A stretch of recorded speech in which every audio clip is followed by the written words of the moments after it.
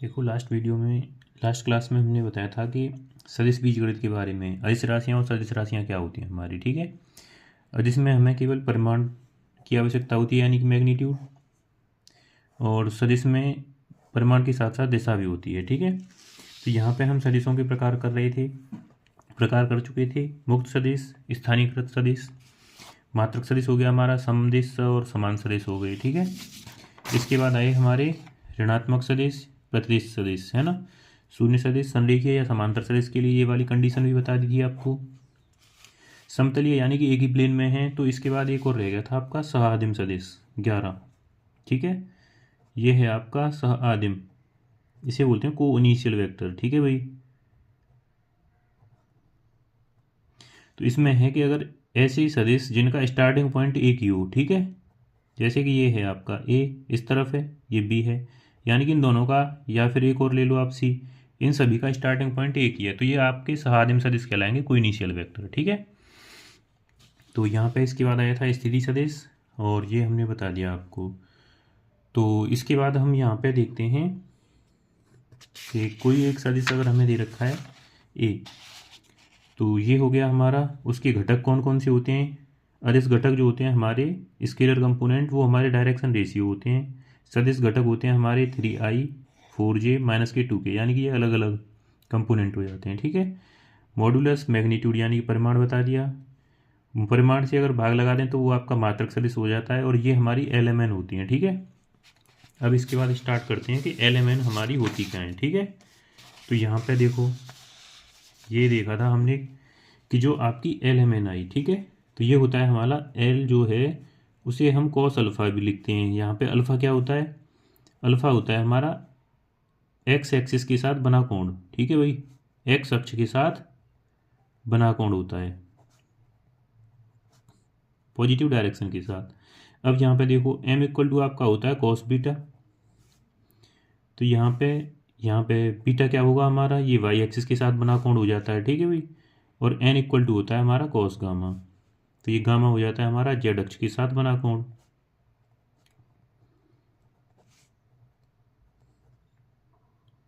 तो यहाँ पे इनमें देखो, जैसे कि L² + M² + N² की वैल्यू 1 है, तो यहाँ पे ये भी हो जाएगा हमारा कि cos² alpha plus cos² beta plus cos² gamma equal to, ये भी हो जाता है हमारा कितना, 1। ठीक है ना, इसके बाद देखो, अगर हम इन तीनों को साइन में चेंज करना चाहें तो ये हो जाता है, देखो 1 - sin² अल्फ़ा हो जाएगा, प्लस 1 - sin² बीटा हो जाएगा, प्लस ये हो जाएगा 1 - sin² गामा इक्वल टू 1 है ही। तो इधर देखो, यहाँ पे ये हमारा 1 2 और 3 हो गया। यहाँ पे इस 1 को लेफ्ट हैंड साइड लेके आओ, माइनस का 1 इक्वल टू, ये देखो माइनस के sin² अल्फ़ा माइनस के sin² बीटा, इन्हें राइट हैंड साइड लेके जाओ, तो ये हो गई प्लस के sin² alpha plus sin² beta plus sin² gamma. तो इसको आपको याद रखना है कि 3 में से एक गए 2, तो यानी कि ये जो फॉर्मूला बन जाता है एक और हमारा, sin² alpha plus sin² beta plus sin² gamma. ठीक है भाई, इसकी वैल्यू क्या हो जाती है हमारी 2, तो ये हो गया हमारा। ठीक है, अब देखो इसके बाद हमारा क्या आएगा, अब इसके बाद आता है हमारा त्रिभुजों के योग का नियम। ठीक है, तो यहाँ पे हम क्या करते हैं, यहाँ पे आएगा सदिशों के त्रिभुज का योग का नियम। एक समांतर चतुर्भुज का भी होता है, जैसे कि यहाँ पे त्रिभुज का है। ठीक है, ऐसे ही हमारा समांतर चतुर्भुज का होता है।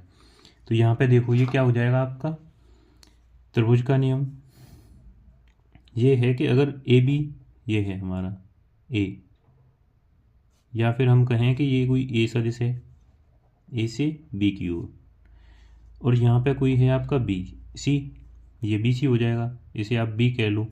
ठीक है, तो जो आपका ए सी सदिश हो जाएगा, है ना, ये ए सी, यहाँ पे हम कहेंगे कि जो ए बी है plus a b plus b c, ये हो जाता है हमारा किसके इक्वल, ए सी के इक्वल। ठीक है भाई, ये हमारा त्रिभुजों के योग का नियम हो जाता है। अब देखो, किसी भी सदिश की अगर हम डायरेक्शन चेंज करना चाहें, जैसे कि अगर ए बी वेक्टर है, तो हम इसे माइनस बी ए वेक्टर भी लिख सकते हैं, ये चीज़ आपको ध्यान रखनी है, ठीक है। या फिर इस ए सी को हम क्या लिख सकते हैं, ए प्लस बी वेक्टर हो जाएगा, ए प्लस बी ए सी के इक्वल। तो यहाँ पे देखो ये हो गया हमारा त्रिभुजों का नियम। अब देखो यहाँ पे आएगा हमारा, क्या करें, विभाजन सूत्र देखिए, ठीक है भाई, डिवीजन फॉर्मूला।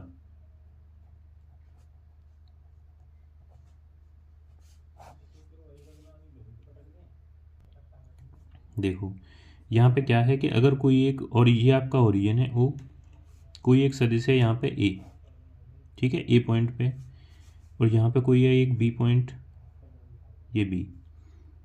तो विभाजन सूत्र भी हमारा दो तरह का होगा कि अगर कोई एक पॉइंट कहीं पे यहाँ पे पी है इनके बीच में, ठीक है, बीच में, तो इंटरनली डिवाइड करेगा, ठीक है ना, यानी कि इसे बोलेंगे अंतः विभाजन, एम रेशियो एन, एम अनुपात एन में। अगर ये कोई आपका ए वेक्टर है, ये आपका बी वेक्टर है, ठीक है, यहाँ पे ओरिजिन आपका, तो इसका जो अंतः विभाजन का जो फॉर्मूला होता है कि अगर कोई आर वेक्टर, ये जो हो जाएगा इसे मान लेंगे आप आर वेक्टर, ठीक है, तो ये हो जाएगा क्या कि ये होता है हमारा m v vector plus n a vector upon m plus n, ठीक है भाई। अब देखो ये तो हो गया हमारा अंतः विभाजन। बाह्य विभाजन में क्या है हमारा, एक्सटर्नली, यानी कि वो बाहर होना चाहिए कोई पॉइंट जो इन्हें विभाजित कर रहा है, ठीक है। जैसे कि यहाँ पे ए है आपका कोई वेक्टर, यहाँ पे कोई बी है, बी वेक्टर, ठीक है, तो इनसे आगे है कोई यहाँ पे, यानी कि इनके बाहर है कोई आर, ये ओरिजिन है आपका वो। तब आपका अगर ये आर वेक्टर इसे डिवाइड कर रहा है एम रेशियो एन में, यानी कि ये तो हो जाएगा एम, और ये है आपका यहाँ से यहाँ तक एन, तो ये क्या हो जाएगा तुम्हारा बाह्य विभाजन आर वेक्टर के कोऑर्डिनेट, ये हो जाता है आपका m b vector minus n a vector upon m minus n, ठीक है। अब देखो यहाँ पे एक पॉइंट और आता है हमारा कि मध्य बिंदु, मिड पॉइंट। मध्य बिंदु में देखो यहीं पे, जैसे कि ये ए बी हो जाए, है ना, ये ए है आपका और ये बी है, बी वेक्टर, तो इसके बीच में अगर कोई पॉइंट है कहीं पे, तो वो देखो 1:1 में डिवाइड करेगा, आर जो है ये आर। तो यहाँ पे हम अगर कहें कि एम क्या है आपका 1:1, मिड पॉइंट का मतलब तो यही है, तो 1b प्लस 1a अपॉन 2 हो जाएगा, 1 प्लस 1। तो यानी कि अब जब कभी भी आपको मध्य बिंदु मिड पॉइंट फॉर्मूला याद करना है, ठीक है, तो ये हो जाता है आपका a plus b vector upon 2, ये याद रखना है, ये होता है आपका मिड पॉइंट वेक्टर, मध्य बिंदु सदिश लिख लें, है ना, वेक्टर जो मध्य बिंदु का हुआ आपका, ठीक है। अब देखो जैसे कि यहाँ पे आएगा एक और आपका क्या, कि अगर कोई एक ट्रायंगल दे रखा है आपको, त्रिभुज, त्रिभुज के तीन स्थिति सदिश दे रखे हैं, ए वेक्टर, ए बी और सी के, इसके स्थिति सदिश दे रखे हैं, ये ए वेक्टर है, ये बी वेक्टर है, और ये आपका सी वेक्टर है, ठीक। केंद्रक या फिर गुरुत्व केंद्र बोलेंगे भाई, ठीक है, सेंट्रोइड।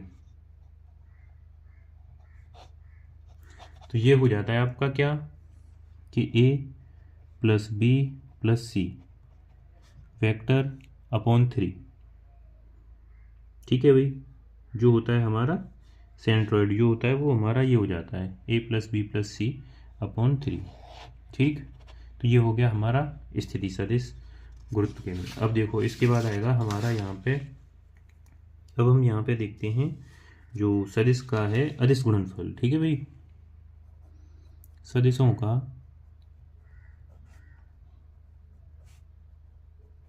अदिश गुणनफल।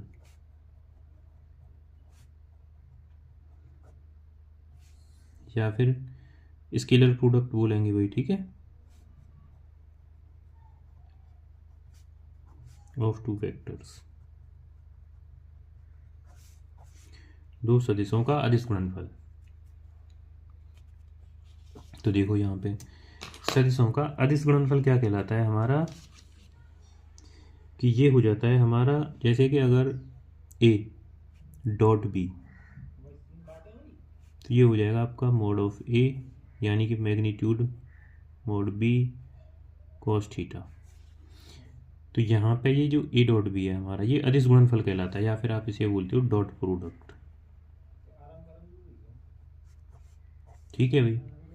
अब देखो यहाँ पे अगर हमें सदिशों के बीच का एंगल निकालना है ना, कोण, तो ये हो जाता है हमारा, देखो कितना, cos theta equal to a dot b है आपका upon mod of a mod of b। अगर आपके देखो कोई दो सदिश हैं, जैसे कि ये a है और ये b है, ठीक है ना, इनके बीच जो एंगल बनेगा ये है आपका a वेक्टर और ये है b वेक्टर, तो उनके बीच का जो कोण निकालना है हमें, तो उसका ये फॉर्मूला होता है सदिशों के बीच कोण। यहाँ पे लिखेंगे हम सदिशों के बीच कोण, ठीक है भाई, एंगल बिटवीन टू वेक्टर्स। तो यहाँ पे देखो जैसे कि हमें एक चीज़ ध्यान रखनी है, जैसे कि अगर आपको ए वेक्टर दे रखा है कोई 2i minus 3j plus 4k, और दूसरा बी दे रखा है आपको 7i minus 6j plus k, तो यहाँ पे हमें ये चीज़ ध्यान रखनी है कि ये dot product i dot i, ठीक है, 1 होता है आपका, j डॉट j ये भी आपकी 1 होती है, और k डॉट k ये भी आपकी 1 होती है, ठीक है ना। अगर यहाँ पे ये चीज़ याद रखनी है आपको, जैसे कि i डॉट j कहें, ठीक है भाई, या j डॉट i कहें, तो ये जो दोनों वैल्यू हैं हमारी 0 हो जाएंगी, ठीक है, या j डॉट k या k डॉट j या i डॉट k या k डॉट i, तो ये सारी वैल्यू क्या होगी हमारी 0। अब देखो यहाँ पे हम डॉट सीखते हैं पहले, जैसे कि a का डॉट b से करना है आपको, तो a का डॉट b से, तो ये हो जाएगा, देखो i का डॉट i से करेंगे तो वही 1 होगा, बाकी देखो i का j से करेंगे और k से तो 0। हम i का i से, j का j से और k का k से करते हैं बस, ठीक। तो ये हो जाएगा आपका 2 इंटू 7, 2 गुणा 7 14, i into I dot i 1 plus minus 3 into minus 6 plus 4 गुणा 1, क्योंकि i dot i j dot j 1 हो जाएगा भाई। तो ये हो गया आपका 14 प्लस 18, माइनस गुणा माइनस प्लस हो जाएगा, प्लस 4, ये हो जाएगा आपका 36, 14 4 18 18 36, ठीक। ये तो होता है आपका डॉट। तो आपको देखो मॉडुलस बताया था परिमाण, ये जो है आपका निकालने का, तो ये क्या हो जाता है हमारा मॉड ऑफ ए, आई के गुणांक का स्क्वायर 2 का स्क्वायर प्लस ये माइनस 3 का स्क्वायर प्लस ये 4 का स्क्वायर, 4 प्लस 9 प्लस 16, ठीक है भाई। तो ये हो जाएगा आपका कितना, 9 16 और 9 25 और ये 29 हो गया, ठीक। अब देखो बी का कितना है, 49 प्लस 36 प्लस 1 50 80 और ये हो गया √86। तो यहाँ पे देखो अगर आपको बीच का कोण निकालना है cos थीटा, तो ए डॉट बी आपका कितना आया था 36 बटे ये आया था √29 और ये है √86। अगर आपका ये वैल्यू कैंसिल हो रही है तो कट सकते हो, वरना यहीं पे रहने दो, ठीक है।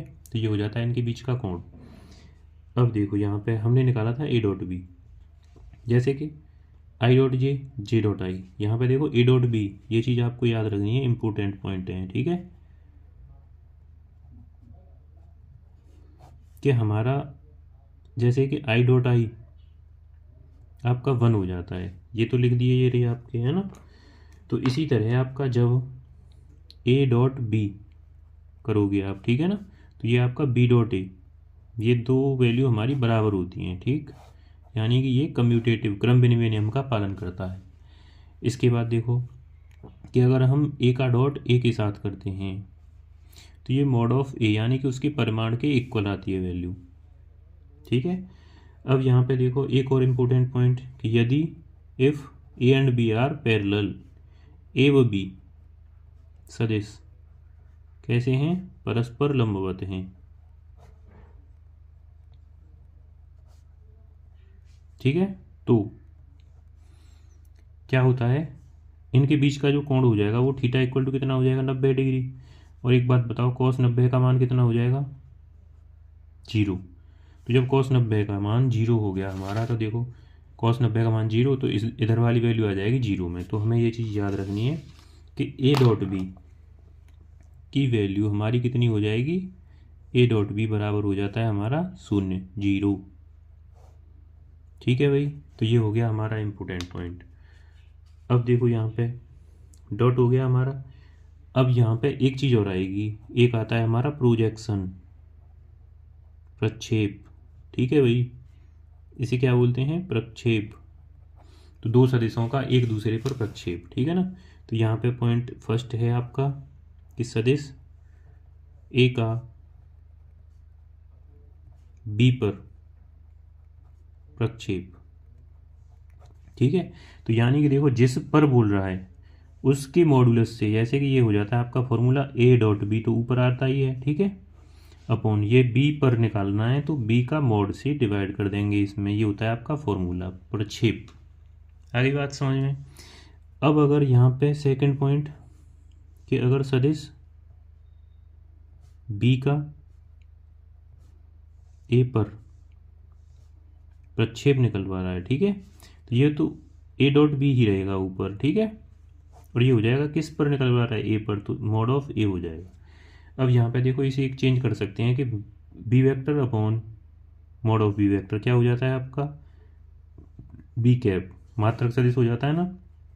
तो यहाँ पे देखो ए वेक्टर को हम लिख सकते हैं a vector upon mod of a cap dot b vector. तो ये भी आपको लिखा मिल सकता है एमसीक्यू में। यहाँ पे देखो ये ए कैप डॉट बी, तो दोनों में से कोई भी मिल सकता है। आगे बात समझ में। तो ये यहाँ पे हो गया आपका डॉट प्रोडक्ट। अब इसके बाद देखते हैं आप क्रॉस प्रोडक्ट, ठीक है ना। यहाँ पे देखो अब ये है हमारा, यहाँ पे अब हमें देखना है कि दो सदिशों का सदिश गुणनफल।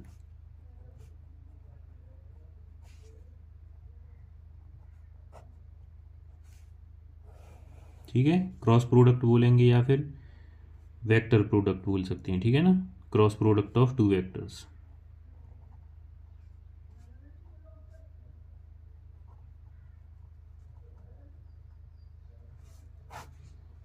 ठीक है, तो अब देखो यहाँ पे क्रॉस प्रोडक्ट है आपका, तो ये हो जाएगा देखो कितना, ए क्रॉस बी, इसे बोलेंगे ए क्रॉस, ठीक है, गुणा नहीं कहना इसे।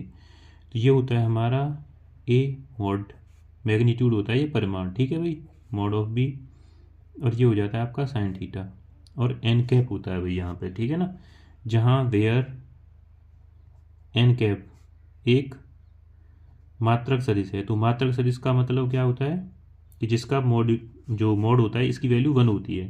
तो आपको ये कहीं पे मिलता है कहीं पे नहीं मिलता, क्योंकि इसकी वैल्यू तो 1 होती है। तो आपकी बुक में जो नॉर्मली लिखा हुआ है फॉर्मूला वो है आपका एक मॉड ए मॉड बी और यहाँ पे साइन थीटा है। तो आप ये भी मिल सकता है कहीं पे ये, वरना ये चल रहा है, ठीक है, आपकी जो सिलेबस में है, तो ये याद रखना है। अब देखो यहाँ पे पॉइंट जो लेके याद रखने हैं आपको कि ए क्रॉस बी का मतलब क्या है। तो यहाँ पे सबसे पहले हम देखते हैं कि क्रॉस में कैसे निकालोगे आप।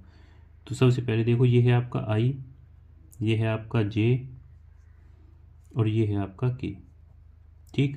तो यहाँ पे क्रॉस देखो सबसे पहले आई क्रॉस जे, यहाँ पे याद रखना है कि आई का क्रॉस जे से करते हैं तो आपको के मिलता है, ठीक है भाई।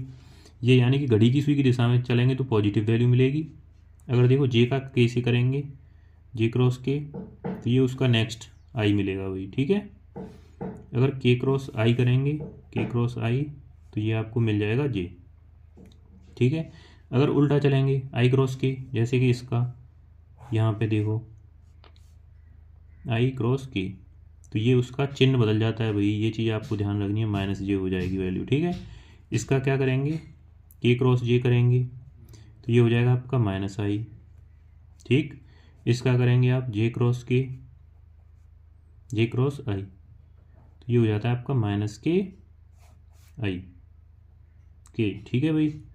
तो ये आपको याद रखनी है। अब यहाँ पे देखो एक चीज़ तो बची गई अभी, जैसे कि ये होता है आपका आई का क्रॉस आई से करें ठीक है, तो ये हो जाता है आपका 0।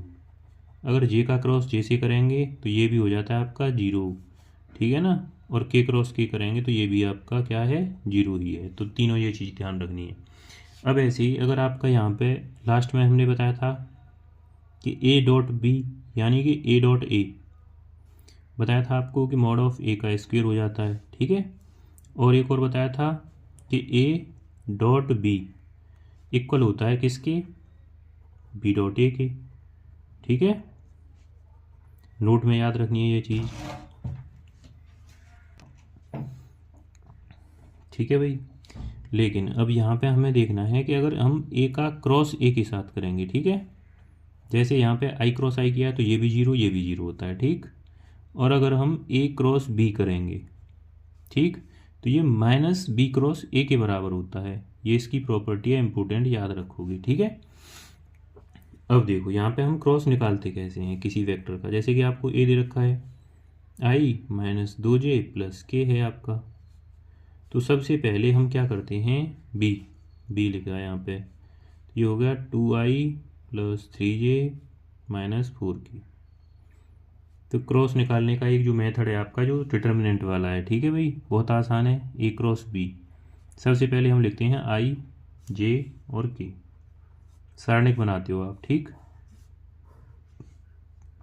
आई के गुणांक, यहाँ पे आई का गुणांक कितना है 1, तो यहाँ पे आ जाएगा देखो 1। यहाँ पे जे का गुणांक है -2 ए में, यहाँ पे के का गुणांक है 1, तो ये गुणांक लिखते हैं हम। सेकंड बी में देखो आई का गुणांक 2 है, इसमें 3 है, इसमें है -4, ठीक है। तो ये देखो क्या हो जाएगा, अब इसे सारणिक की तरह सॉल्व करेंगे। सारणिक की तो है ये हमारा, आई गया ये और ये छोड़ देंगे इसका, देखो माइनस के 8, 4 दूनी 8 हो जाएगा, प्लस के बीच में माइनस आता है, 3 एकम 3, माइनस जे, पहला प्लस फिर माइनस फिर प्लस, तो ये गया देखो ये और ये, माइनस के 4 बीच में माइनस, माइनस के 2 प्लस के, ठीक है।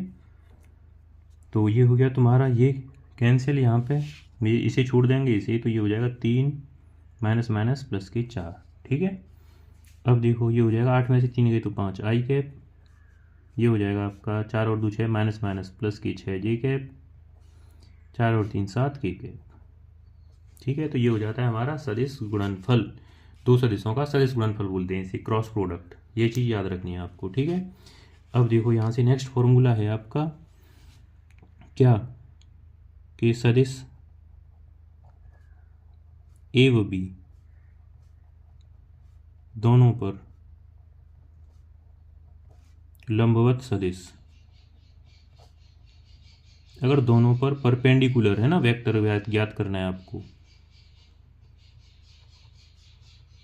परपेंडिकुलर वेक्टर, तो वो क्या हो जाता है कि ए क्रॉस बी निकाल देंगे, तो वो जो होता है उन दोनों पर लंबवत सदिश होता है भाई, ठीक है। अब देखो, अब हमें क्या निकालना है, ये कहे कि ए व बी सदिश ए व बी दोनों पर लंबवत मात्रक सदिश ज्ञात करना है, ठीक है, यूनिट वेक्टर।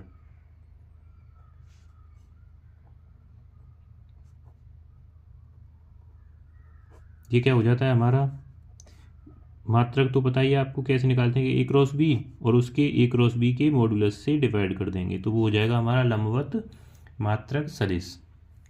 आ गई बात समझ में। तो यहाँ पे एक चीज़ और ध्यान रखनी है कि अगर ए व बी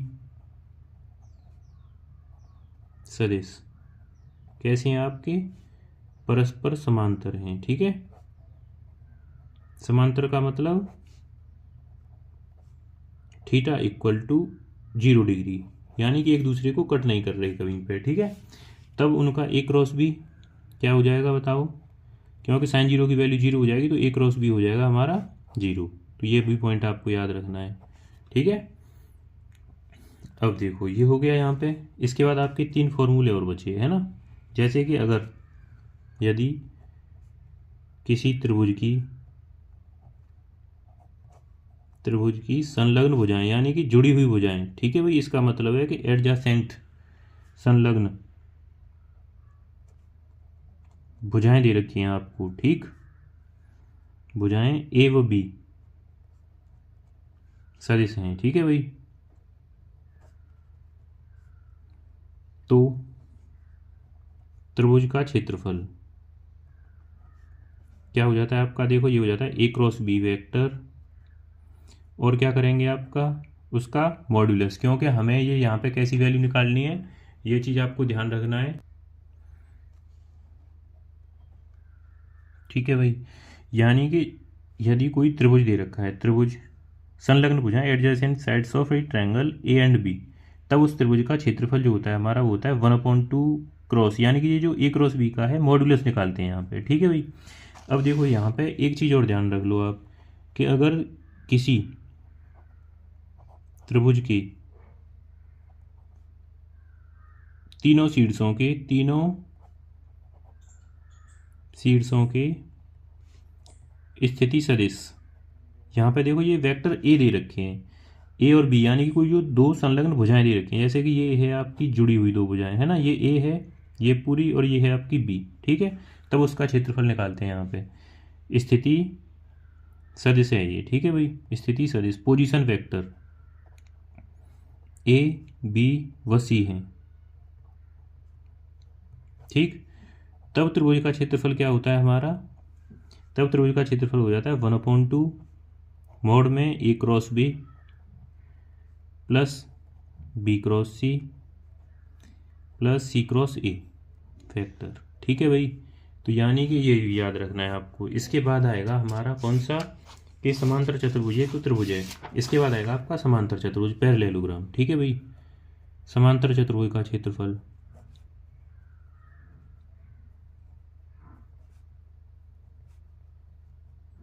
क्या होता है, कि यदि उसकी जो संलग्न भुजाएं आपको दे रखी हैं ए व बी, ठीक है, संलग्न भुजाएं हैं, यानी कि जो जुड़ी हुई जो साइड है उसकी संलग्न भुजाएं, ठीक है, तब वो होता है उसका क्षेत्रफल ए क्रॉस बी होता है केवल। ठीक है ना, ए क्रॉस बी का मोड परिमाण निकालते हैं। ठीक है, इसके बाद आएगा यदि किसी पैरेललोग्राम यानी कि समांतर चतुर्भुज, ठीक है भाई, समांतर चतुर्भुज के विकर्ण D1 व D2 मान लेते हैं। ठीक है, D1 व D2 हैं, तब क्षेत्रफल उसका एरिया ऑफ पैरेललोग्राम क्या होता है, ये होता है 1/2 D1 क्रॉस D2 निकालते हैं, उसका 2 से डिवाइड करते हैं। तो ये है हमारे इसका जो इंट्रोडक्शन है उसका सदिश का पूरा कंप्लीट। ठीक है भाई, तो यहाँ पे सारी चीज़ें हमने आपको बता दी हैं कि ए क्रॉस बी। तो इसके बाद एक्सरसाइज के कुछ क्वेश्चन करेंगे कंप्लीट। ठीक है ना।